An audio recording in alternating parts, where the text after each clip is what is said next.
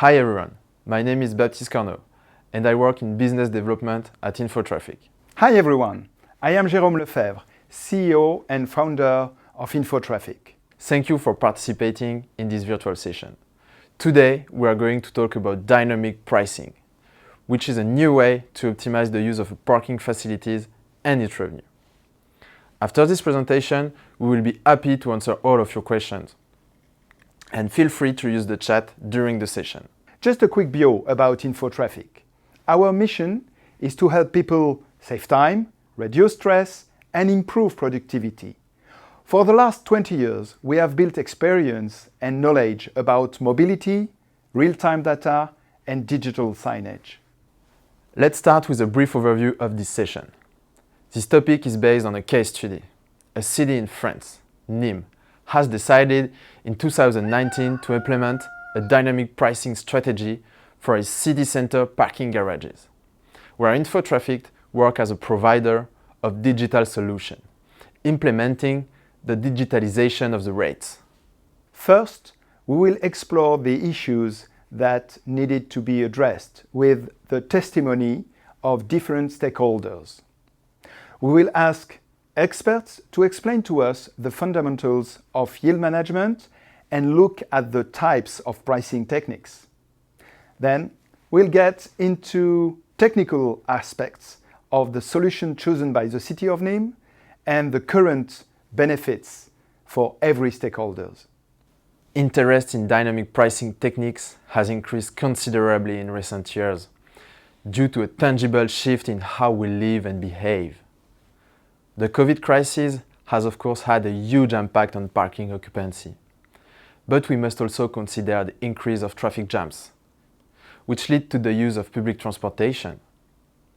Some new mobility services like Uber, Lyft, car sharing, bike sharing, the anticipated arrival of autonomous vehicles, which might not need parking, and attendance in city center is also an issue. By the way, do you know when paid parking began?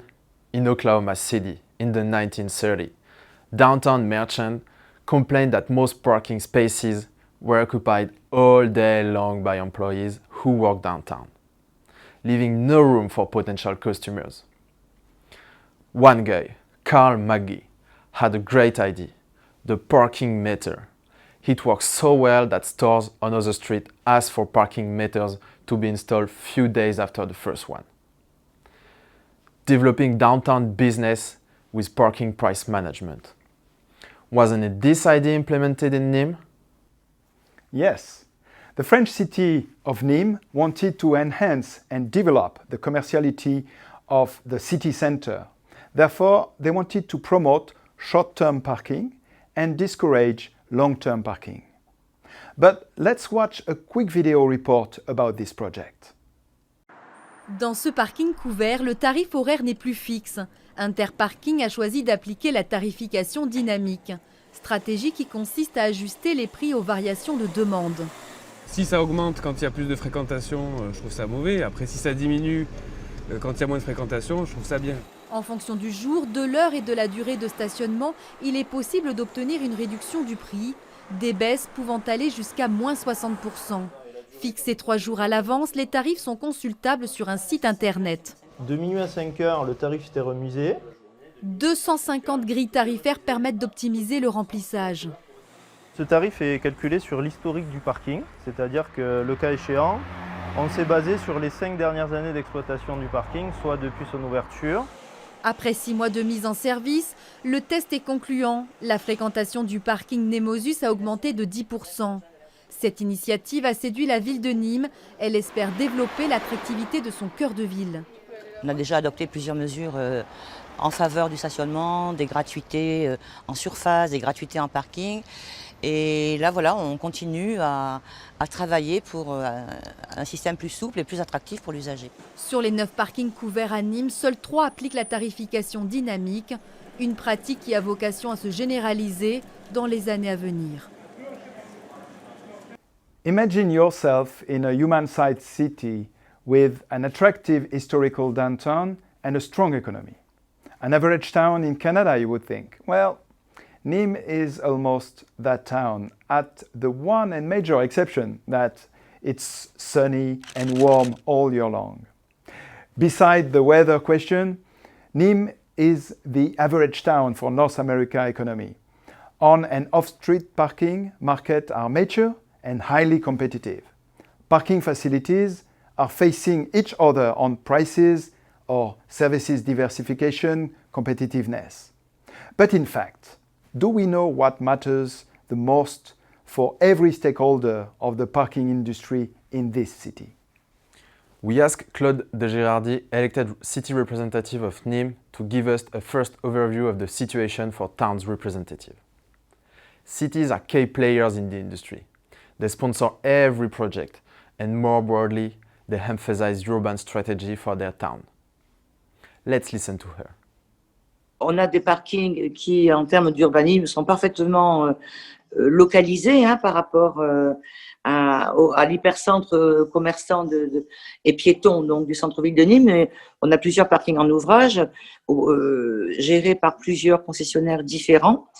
Et ils sont tous, ces parkings, en périphérie très proche de la zone piétonne et de la zone commerçante. Et ce qui nous a poussé à négocier des changements, c'est que à l'époque, quand on stationne le lundi en matinée ou le samedi en après-midi ou j'en sais rien, le jeudi pendant la nuit, c'était toujours le même prix de l'heure.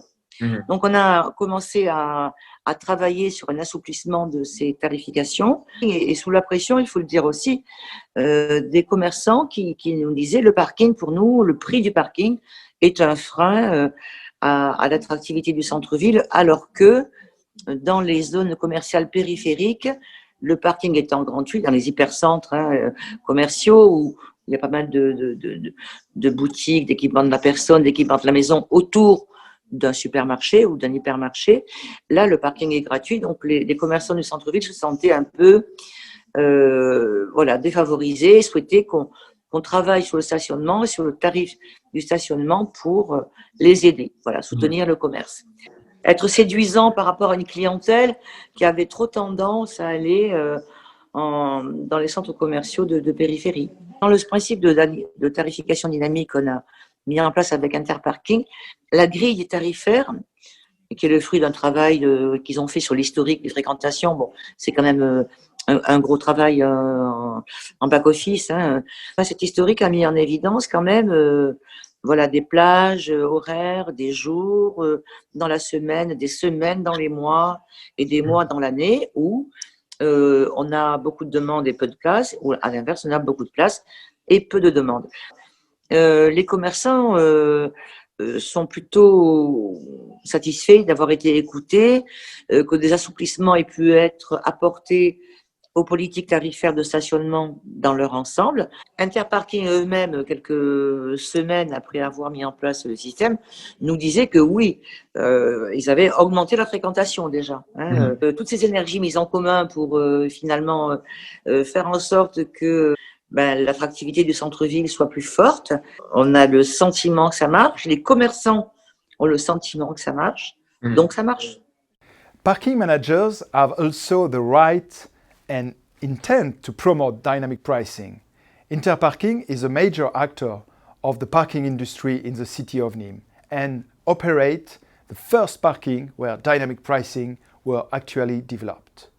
We asked Xavier Louvet, General Secretary of Interparking France, to explain to us what problem they were facing beforehand and what drove them to develop dynamic pricing. Pour moi, les deux gros défis de la tarification dynamique horaire, c'était pour nous d'abord de faire attention à bien être respectueux de la réglementation sur le droit de la consommation, parce qu'il fallait faire en sorte que la tarification soit affichée de manière claire et sans équivoque, et que le client ne soit pas perdu dans la manière dont on facture.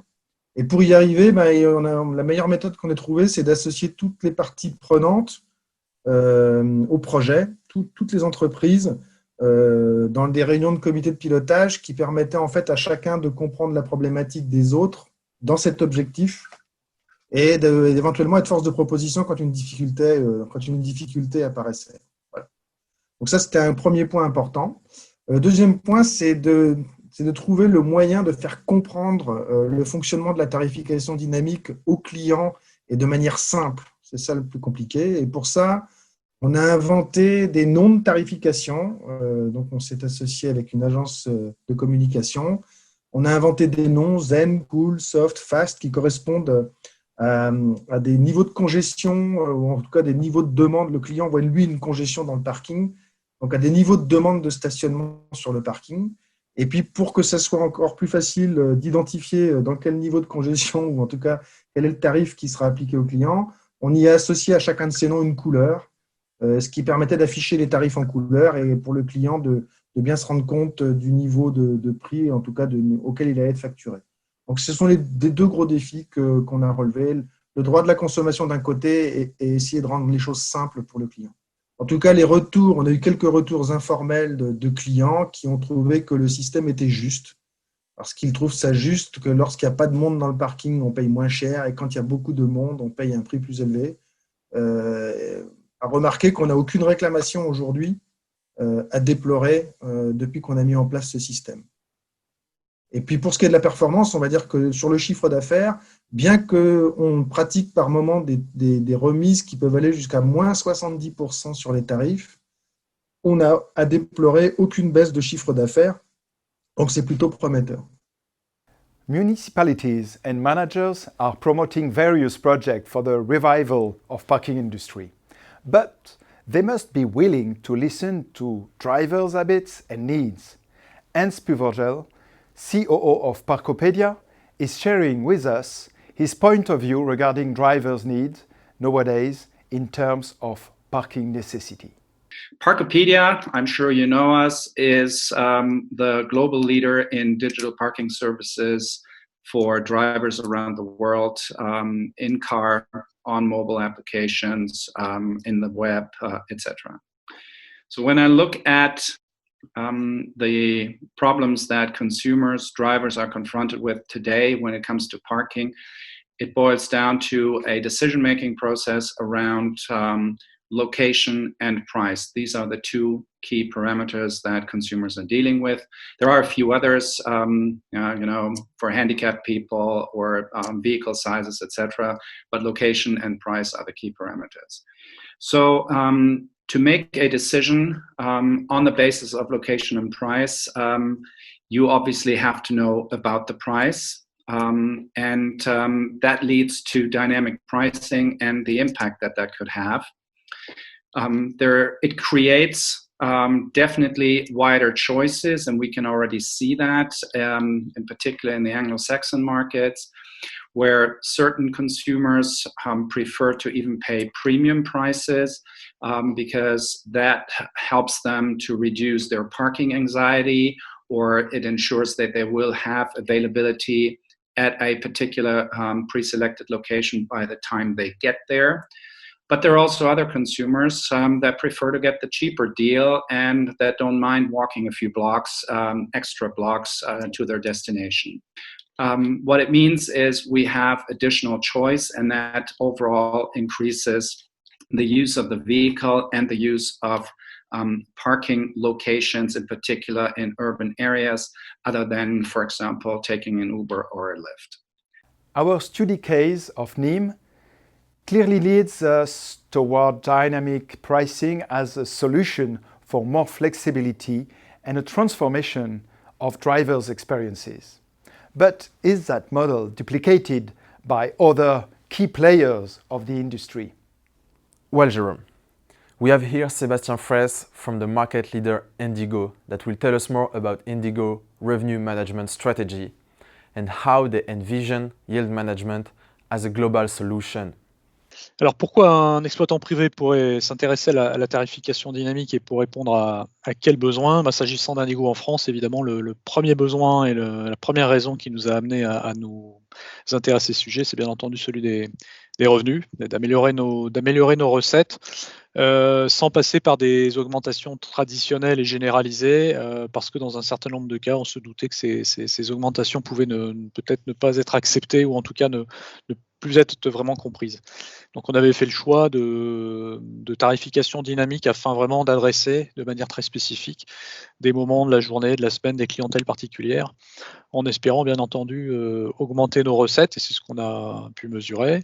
Et puis c'est également cette tarification dynamique aussi l'occasion d'adresser un besoin de nos clients amont, que ce soit plutôt des villes, qui souhaitaient qu'on puisse différencier un petit peu l'approche en fonction du type de public.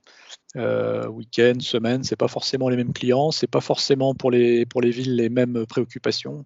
Entre un visiteur et un résident, ou en tout cas quelqu'un de local, il y a évidemment des enjeux politiques assez différents. Grâce à une tarification dynamique, la ville finalement reprend la main en matière politique, en décidant, entre guillemets, d'une tarification qui peut être différente à certains moments, donc pour certaines clientèles, selon les durées. Elle a complètement la main sur la tarification, mais jusque-là, une tarification purement statique l'obligeait quelque part à faire des choix, ce qu'elle ne pouvait pas toujours avoir envie de faire. C'est-à-dire que pour privilégier certains ou épargner certains types de clientèle ou d'usagers, elle décidait d'une tarification tout en sachant que cette tarification bénéficiait à tout le monde. La même, et y compris à des publics qui pouvaient ne pas être sa cible. Donc effectivement, elle a toujours eu le choix de la tarification, mais grâce à la tarification dynamique, elle peut faire encore plus de politique en ciblant davantage ceux sur qui elle veut faire porter l'effort, ou au contraire, ceux qu'elle veut soulager et inciter à revenir plus régulièrement dans le centre-ville, par exemple. La crise que nous traversons à la fois nous amène de nouveaux types de clients. Certes, on a une baisse de fréquentation globale, c'est-à-dire que nos clientèles traditionnelles ont été, en termes de nombre, ont été affectées par la crise. Mais on voit apparaître de nouvelles clientèles, sans doute différentes en termes d'attendus, y compris tarifaires. Et puis, je dirais même sur un plan macroéconomique plus large, on a avec les villes pour lesquelles nous travaillons, on a ce problème de recettes. Et donc, je dirais, plus que jamais, l'optimisation de ces recettes, dans le contexte que nous vivons, a de la valeur, parce que là, on n'est pas en train d'aller raffiner pour aller chercher le petit plus. On est vraiment parfois en défensif, pour limiter justement l'érosion des recettes à leur minimum, en dépit de fréquentations qui peuvent être en chute parfois. La tarification dynamique peut véritablement apporter des solutions, et en tout cas peut être d'un certain secours en allant capter des nouveaux comportements qui concernent des clientèles qui n'étaient pas là avant la crise. Not only owners and managers of parking facilities envision yield management as an asset. Alexis Bajou, from Canadian famous company Globatech, will share insight of his vision towards dynamic pricing with us. And even more, Alexis introduces the Market Garage of Ottawa, where yield management can be envisioned. Indigo, Globatech, and ourselves at InfoTraffic are working together toward that ambition. I believe dynamic pricing in the parking industry would bring a lot of benefits from basically both sides. I would say benefits for the end users. It will also bring benefits for the managers and operators, as they would be able to get the as well more fairness from the rates. The challenges here are basically basic technical challenge of integration, because we're talking about integrate different system from different manufacturer and different type of system, because you're going to have the parks, so the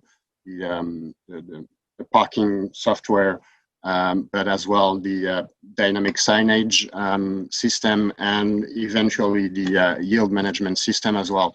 So we might be talking about 3 systems that needs to be all integrate together and be able to communicate together. We've been working in Ottawa, the Market Garage managed by Indigo, which is a pretty nice location to implement dynamic pricing, because of the configuration of the area, where you have a lot of competition, many different parking lots managed by different companies. So there is, real strong competition between all the different parking structures. We're working on that, on the integration between the different solutions and different systems to be able to offer, I would say, live dynamic pricing, in the sense that it would be all automated and not needed a manual intervention. NIM shows us the potential of yield management.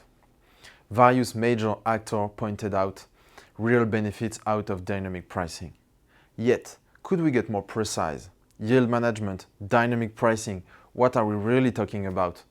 How does that price organization works?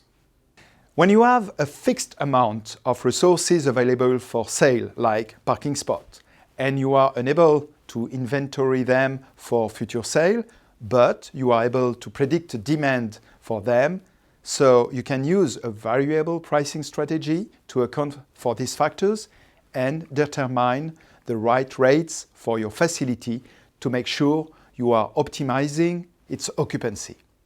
Well, Jerome, I think we have here Xavier Zakoyan from COWI, expert in yield management, who can help us knowing more about that science developed in NIM. So COWI is the worldwide leader in dynamic pricing solutions for the car park sector. Our customers are the major European airports like Paris airports, Rome airports, Marseille, Cologne, and others. And we also work for city car park operators, of course, like Interparking, where we implemented our latest yield management solution for drive-up car parks. So to be operational, a car park dynamic pricing solution needs, first, digital display devices at the gate, of course, an equipment provider to properly apply the dynamic prices that it will receive from a yield engine, and of course a yield engine, a yield management solution that dynamically calculates the appropriate prices to apply for a given time. And COWI was chosen as the yield solution for the Interparking car parks at NIM. And note that the objective to achieve is not necessarily revenue optimization. It can well be revenue optimization, but it can be customer satisfaction, customer targeting, occupancy maximization if needed, whatever. What is a dynamic pricing engine and how does it work? Actually, I would prefer to answer the question the other way around. What is it not? Because there are many confusions made, according to me. So it's not a variable pricing system. Therefore, it's not a predefined rule-based engine, for example, that would adjust the prices according, I don't know, to a day of the week or to an occupancy level. This would be, again, a static and a manual pricing policy system. It's not a forecast-only based system, because if you ignore the actual entries and exits and only rely on forecasts, actually you will build a static system that may indeed differ from one season to another. You will have different prices, but it will be static and already defined on beforehand. It's not an occupancy-driven system either, because, and I think this is really key, if you only raise the prices when it's full and lower the prices when it's empty, then it's really likely that you will dilute revenues. And I could elaborate on that, of course. It's not even a time zone driven system. By that, I mean that you would not add up for the same transaction different prices according to the time zones of stay. Because if you do so, then it's very likely again that you will dilute revenue. No, our conviction, backed by years of experience in revenue management, is that a yield management solution for drive-up car parks is very simple in the way you can formulate it. It's a machine learning series of algorithms using historical data as well as actual data to produce demand forecasts. And the second brick is an optimization engine that will use the forecasts to produce the dynamic prices. But saying so, what needs to be forecasted and what is the objective that will be followed by the optimization engine? So what needs to be forecasted, you've understood it's not the occupancy, it's the volume of entries per date, time of entry, and length of stay customer group. And if you have such forecasts, then you have to have on top of that an optimization engine that will use those information to find the optimal mix of lengths of stay that will indeed lead to revenue optimization. Wow, very interesting. I would like to show you another example. In Boston, USA, Last Parking operate a parking lot close to a big stadium, and they often change the rates depending on events. Previously, the agent would change the rate and replace the poster at the entrance. Today, the digital signage changes automatically according to the rates chosen by the agent on site. When the parking lot is full, same solution, and the agent can even do it via his smartphone. Very useful when it snows. And this pilot augurs a real revolution, as Wilfried Thierry from Indigo North America explains. So dynamic pricing in North America is a concept that has been existing and used by many operators for many years. Use of early birds, event tariff management, and making sure the right tariff is used at the right time, but more on a manual basis, while dynamic pricing has mostly been based on actual demand. The idea is to be able to adapt the tariffs on predictive demand.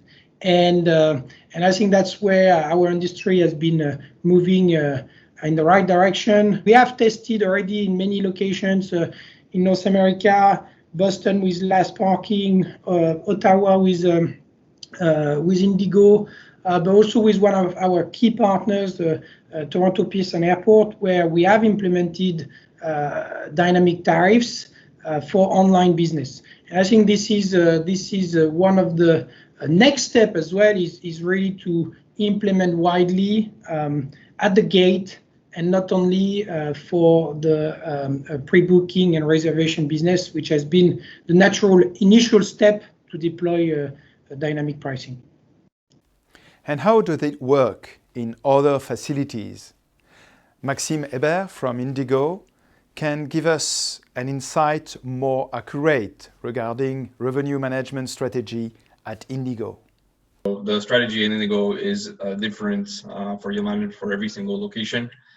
So this will be applicable for based on the type of location, on the drivers, but also on the type of customers and the data that we gather. So we will apply based on the systems that we have all need to be connected to our BI and revenue management systems that enable us to create an automation process for us to analyze and analyze and propose different prices for every single location. We obviously go through also machine learning processes to help us and suggest the best information, the best recommendation possible for every single location. But we also include different rules to increase revenues, but also this could be applicable to either increase also volumes. So it could be different based on different location and different methods that we want to apply. And this is applicable by location, by different channels, and so on. Personalization is going to be key for every single customers. And if we combine this with experience, to give the best experience to the customer is going to be very key. And this experience is going to be critical, and they will be able online, for instance, to find either better products, better promotions or discounts. And this personalization can be applied because we are able also to capture additional data from online than we are able to capture, for instance, on site with, let's say, the parking women data only. Now that yield management do not have any more secrets for us, how does it is featured in our study case? Many different stakeholders took part in that project, but how do they manage common works of their system? Let's listen to Pierre Lang, project manager at Thales, who developed Thales specificities, talk about integration of their system with other players. L'enjeu de l'intégration d'un système de yield management dans le parking, c'est permettre à un exploitant d'avoir des outils qui vont attirer ses clients aux heures creuses. Donc, pour cela, on va faire un petit peu comme dans les différents systèmes où on va avoir de la tarification dynamique, comme les avions, comme les trains, à savoir proposer les meilleurs prix. Ce qui veut dire qu'il va falloir avoir d'un côté un système qui va préparer toutes ces lois tarifaires par rapport à toutes les statistiques d'occupation du parking que l'on a pu récupérer sur les exploitations des mois ou des années précédentes. Avoir un autre système qui va pouvoir afficher ces lois tarifaires en dynamique, puisque on a l'obligation d'afficher les tarifs d'un parking en entrée d'un parking, le tout combiné avec un système qui va contrôler les véhicules qui vont rentrer et sortir de ce parking et les faire payer selon la bonne loi tarifaire. Donc, en fait, on est un petit peu face à un orchestre où on va se retrouver avec différents musiciens ou en tous les cas instruments de musique, un système de big data, un système d'affichage, un système de contrôle d'accès. Pour arriver à faire en sorte que chaque instrument joue sa partition correctement et que ça fasse un système, que ça fasse un morceau homogène, on va dire, si on parle de musique, bien, il faut un chef d'orchestre. Donc l'objectif, c'est que le système de contrôle d'accès qui va gérer l'entrée, le paiement et la sortie du véhicule soit à la baguette. Donc, il va récupérer des lois tarifaires qui auront été calculées par le spécialiste du traitement des données. Il va récupérer une grille d'application de ces lois tarifaires et il va donc les mettre en œuvre. Quand il les met en œuvre, il prévient le système d'affichage de manière à ce que le client en entrée soit averti du tarif qu'il va payer. Ainsi, chaque fois qu'il y aura un changement de tarif dans la journée, même dans l'heure, à ce moment-là, chaque système sera prévenu et donc on aura donc pour chaque usager une loi tarifaire qui pourra être appliquée, qui sera la même ou différente du précédent ou du suivant, que l'on a numérotée et qui va permettre en fait de retrouver sur tous les systèmes, que ce soit celui d'affichage ou celui d'archivage, le numéro de cette loi qui aura été appliquée. One of the main focus here was to have consistency. Consistency in the ratings from the creation by COWI, our dynamic pricing ally, through ticketing machine operated by Thales, until our digital rating signs.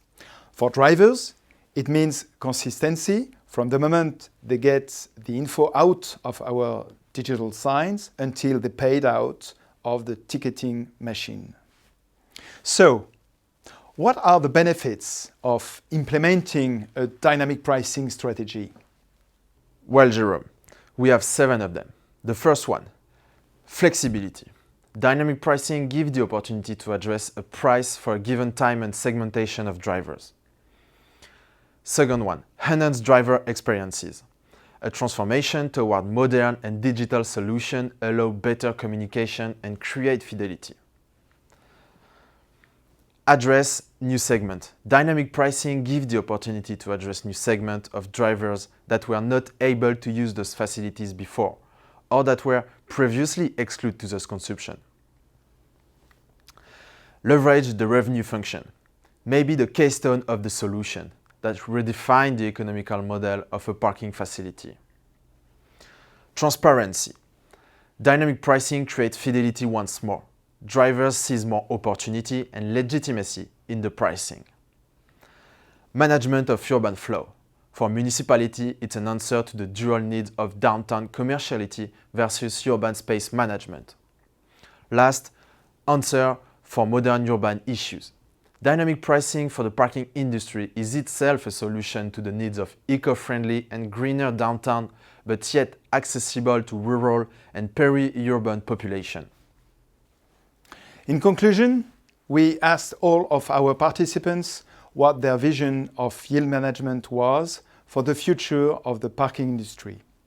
And we believe that all these visions will give you the potential of what we presented to you today. Dans ma vision,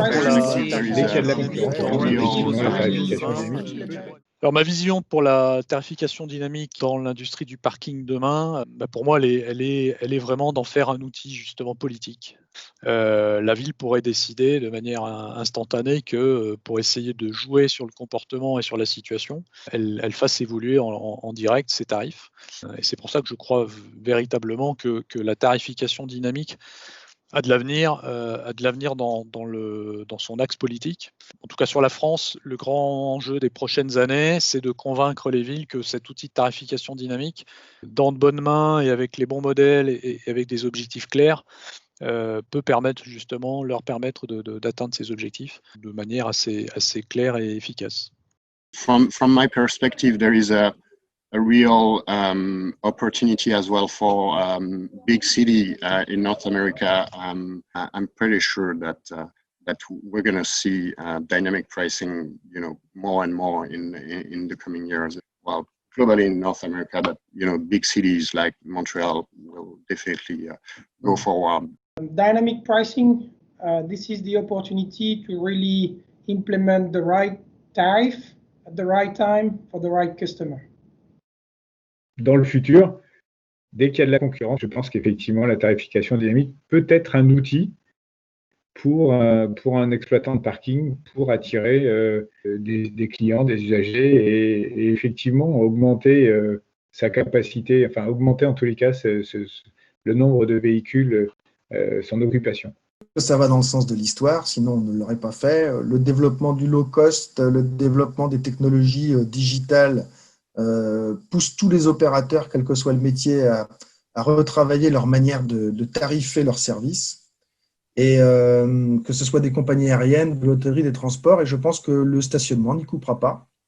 Parce que le client est prêt à payer plus cher pour la rareté, mais il n'accepte plus aujourd'hui de payer plus cher quand il y a abondance de services. Donc je pense que c'est le sens de l'histoire. Maintenant, l'une des difficultés que j'entrevois à court terme, c'est que les industriels qui fournissent les systèmes de péage de parking ont du travail parce qu'aujourd'hui, s'ils ont bien ouvert leur système dans l'interopérabilité avec sur les moyens de paiement, sur les moyens d'identification, ils ont fait d'énormes progrès et même sur le reporting en temps réel, il y a d'énormes progrès qui ont été faits dans ce secteur-là. Aujourd'hui, le cœur de la facturation, c'est le calcul du prix et aujourd'hui, ce système n'a jamais été ouvert. Et on peut se retrouver sur des systèmes de calcul qui sont assez anciens, de conception assez ancienne. Et ça prendra certainement un peu de temps avant que les systèmes de péage de parking soient complètement, puissent intégrer très facilement la tarification dynamique du parking horaire. Mais hormis ce petit, j'ai envie de dire, ce temps qu'il va leur falloir d'adaptation, je pense que ça va dans le sens de l'histoire et que tout le monde devrait y venir. So transparency for the user is a key element if you want to avoid issues and if you actually want to turn that into a success. But with that transparency, and in particular at the point of decision making for a consumer, it is a road to success to drive loyalty of those consumers, but also drive yield. My vision about dynamic pricing in the future for the parking sector is very optimistic. It's just a natural trend that the sector will take, just as other sectors did. For example, in a situation like the COVID crisis that we're facing, I really think it's all the more important to be price agile and be able to react to situations where such demand is uncertain. So it's for sure will be coming. I have still a little reserve about this future, not in the airport segment, where those techniques are really highly valued and seen as essential in the future for the management of the airport car parks. But for the city car parks, I feel that the mindset is a little bit less advanced, like, for example, some two simple solutions, like having different prices per day set manually or on static historical data, may lead to a certain confusion and give the impression that you're doing dynamic pricing, which is not the case. So this may slow down the mutation, I would say, towards true dynamic pricing settled in the city car park sector.